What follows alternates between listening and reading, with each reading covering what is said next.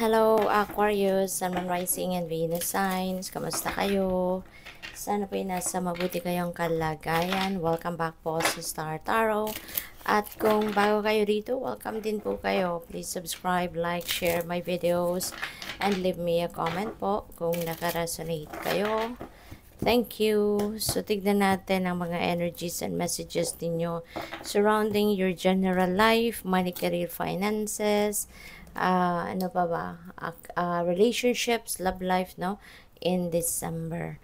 So, we have, paunang message ninyo, we have 3 of Wands. Ayan. So, si 3 of Wands, ano to good luck, no? Or good fortune, and good fortune energy.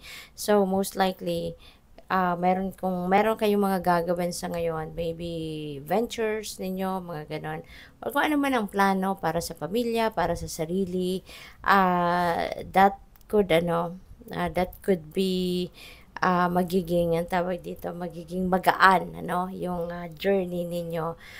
Kasi swerte, no? Yung swerte nasa horizon ninyo.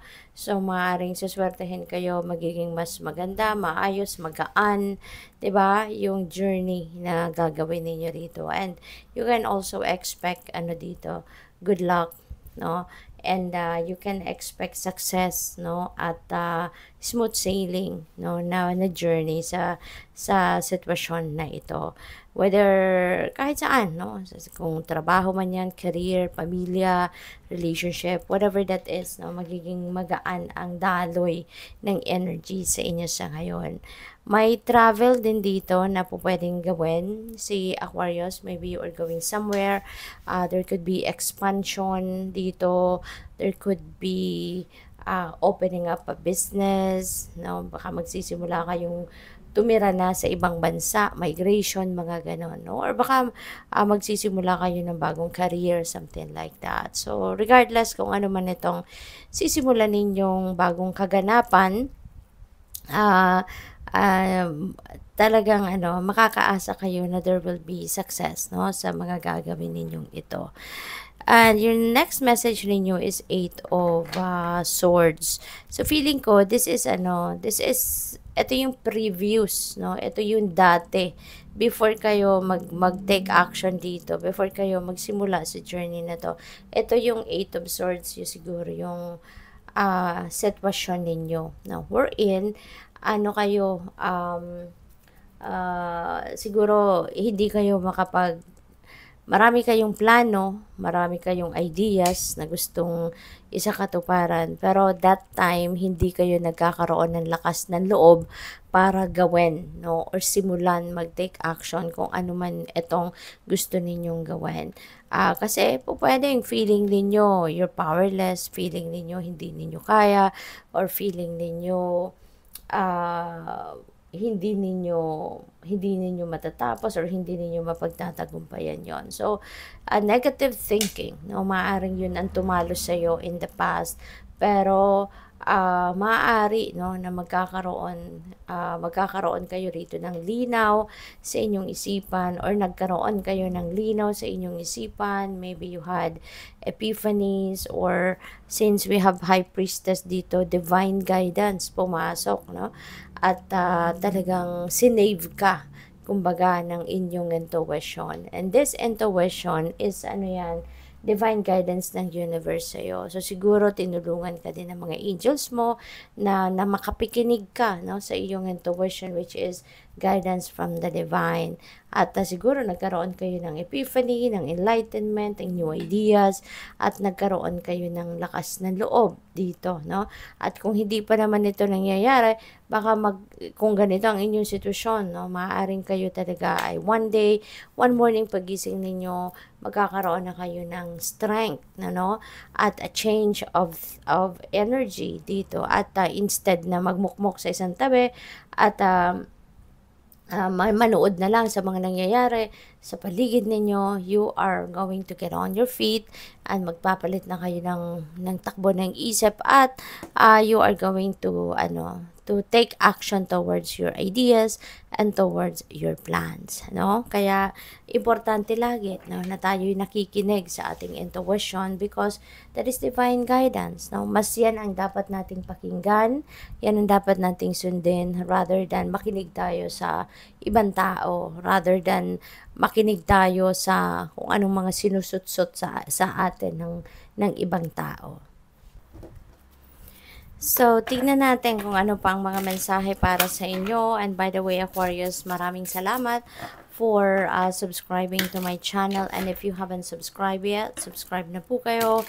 Please click the join button din po sa baba na video if you would like to join the membership po sa channel. At saka sa mga cross-watchers natin, maraming salamat for being here. As well as yung mga hindi nag-skip ng ads po. Maraming salamat. We have gambling. Sabi dito, excessive gambling can have dangerous consequences. Kaya don't risk too much, okay? Baka mamaya hindi na ninyo makontrol, 'di ba? Ang paglabas ng inyong pera, baka pa nailabas na lang, no? At walang pumapasok, walang kapalit hanggang sa ma-realize ninyo na, ay nako, naubos na pala, di ba? Ang pera, pati savings, baka naubos na dahil sa pagsusugal. Kaya, this is a reminder for those of you, no? Hindi ito para sa lahat, kasi hindi naman lahat nagsusugal. So, para sa, sa mga nagra-resonate sa mensaheng ito, ayan, this is a reminder para sa iyo, no, na excessive gambling can have dangerous consequences. Kaya kailangan kapag nagsusugal, kung hindi maiwasan, 'di ba, or wala pa kayong alam mo yun, lakas ng loob para iwanan ang ganyang sitwasyon, make sure na sana may disiplina man lang, 'di ba? Magkaroon kayo ng financial discipline. Alright? At ang para sa naka-allocate para sa pamilya, para sa mga bills, para sa savings, para sa kung ano pa man, ay wag nang gagalawin, ano. Dapat panindigan ninyo talaga at disiplinahin ang sarili at kung ano ang para sa kung anong mga importante para sa mga basic needs, no, ay wag nang gagalawin, ano, kasi kayo lang din naman yung mahihirapan dyan in the end, okay? So don't risk too much. Alright? So, what else? We have guardian angel. So, napakaswerte nyo, Aquarius, you know, lagi kayong ginagabayan ng inyong mga guardian angels. Ano ka din kayo? Pinoprotektahan, hindi lang ginagabayan, kundi binabantayan, you're being safe, you're kept safe dito at pinoprotektahan kayo sa mga difficulties and sa mga misfortunes ng inyong guardian angel. Kaya siguro din ang iba sa inyo lagi nagdadasal, no, sa inyong mga angels, or talagang ano kayo, nandiyan lang sila talaga sa tabi mo, okay? At pinoprotektahan ka. Wealth, wow, Aquarius, you are moving towards real wealth and prosperity. So keep up the great work, okay? Keep up the great work. Kasi, papunta na kayo sa kayamanan. Papunta na kayo sa, diba, yung babae, no, naglalakad over gold coins. Wow. So, talagang sobrang daming pera to. Sobrang laking amount siguro ang makukuha ninyo rito. Or, baka talagang meron na din kayong naipon kahit papaano. Baka meron na talaga kayong kayamanan. At ito, this is just an additional wealth, no? So, talagang you are going to enjoy abundance and prosperity. And hindi ito birong kayamanan siguro, no? Na makukuha ninyo or mai-enjoy ninyo. Kaya, good luck po sa inyo. Napakabongga. Baka meron kayong big chunk of money, no, na makukuha in the month of December. So, congrats. So, tignan natin ano pa ang mga ninyo, energies naman, messages surrounding your relationships.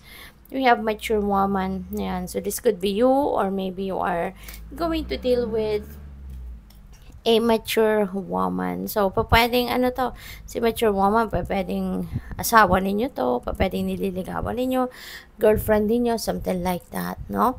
Or, this could be someone na malapit, no, sa puso mo. Baka hindi pa kayo pupuwede rin na inaano mo pa lang ito, kinakausap mo pa lang, something like that, no? You are just making friends with this person, maaaring gano'n. So, yan, si mature woman is someone, no, na socialite, kabilang siya sa high society, kumbaga, at sosyalin, maaaring gano'n, yayamanin. So, what else? We have wallflower. So, ang iba naman sa inyo rito, mahiyain, no? Mahiyain. So, siguro din, ang iba din sa inyo rito, baka walang love life, 'di ba? Kasi you're not putting yourself out there. Kasi nga, nahihiya kayo. Or po pwedeng, ano kayo, hindi kayo nagpapaligaw, or hindi kayo nanliligaw, 'di ba? So, po pwedeng gano'n ang ganap dahil mahiyain kayo. Or baka kumbaga parang panghihinaan kayo ng loob. Wala kayong lakas ng loob na kasi talaga 'no, meron din mga sitwasyon 'di ba, may mga tao din na ayaw talaga ng relationship, 'no? May mga taong pinipili nila na maging single, 'di ba? May mga gano'n, eh. So, what else? We have friendship, yan, friends and acquaintances and networking. So, yun, baka mas happy ang iba sa inyo dito na instead na makipagrelasyon, romantic relationship, no, mas masaya kayo na single lang at okay na kayo, masaya na kayo sa marami kayong kaibigan, no? And maybe you are making new friends sa ngayon, no? Maybe you are expanding your network, your circle of friends at this time. Good luck sa iyo. Thank you for watching. Love and light. Namaste.